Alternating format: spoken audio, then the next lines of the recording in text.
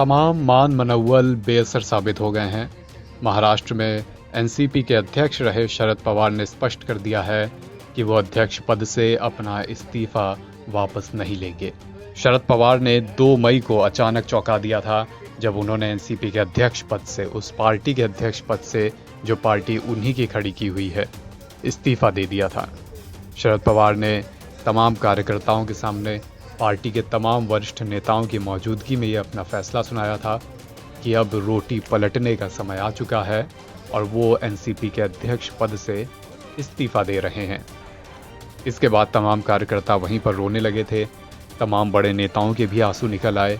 हर कोई ये मना रहा था, पवार साहब को भी कह रहा था कि इस्तीफा वापस ले लीजिए, अभी वो समय नहीं आया है कि पार्टी की बागडोर किसी और के हाथ में दी जाए। इस बीच कई ऐसे नेता भी थे जिन्होंने कहा कि पवार साहब ने एक फैसला लिया है, उस फैसले का सम्मान होना चाहिए और उन पर यह दबाव नहीं डाला जाना चाहिए कि वो अपना इस्तीफा वापस लें। ऐसा कहने वाले नामों में शरद पवार के भतीजे अजीत पवार का नाम भी शामिल था। कुछ समय बाद सुप्रिया सुले भी मीडिया के सामने आई। उन्होंने भी यही कहा कि पवार साहब ने फैसला लिया है, उन्होंने अपना मन बना लिया है, अब उन पर दबाव नहीं डाला जाना चाहिए, उनके फैसले का सम्मान होना चाहिए। इसके बाद भी पार्टी के तमाम बड़े नेताओं ने यह कहा था कि शरद पवार ने सोचने के लिए 2 दिन का समय लिया है और 2 दिन में स्थिति पूरी तरह स्पष्ट होगी।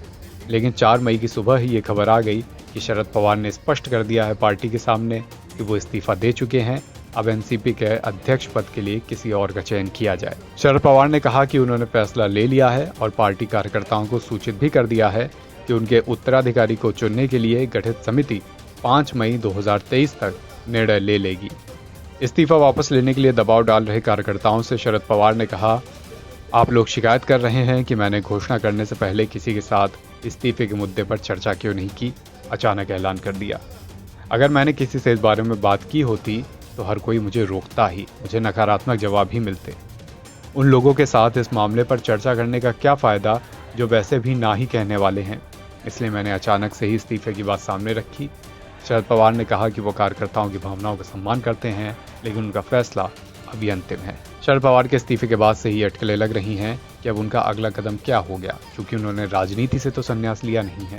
इसलिए एनसीपी का अध्यक्ष पद छोड़ने के बाद अब वो महाराष्ट्र की राजनीति में और देश की भी राजनीति में, चूंकि 1 साल में ही लोकसभा के चुनाव होने हैं, इस भूमिका में दिखेंगे।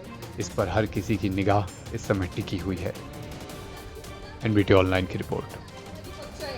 आमची इच्छा आहे, तुम्ही जर असं करत असाल तर आम्ही सगळेजण, मी तर स्वतः आम्ही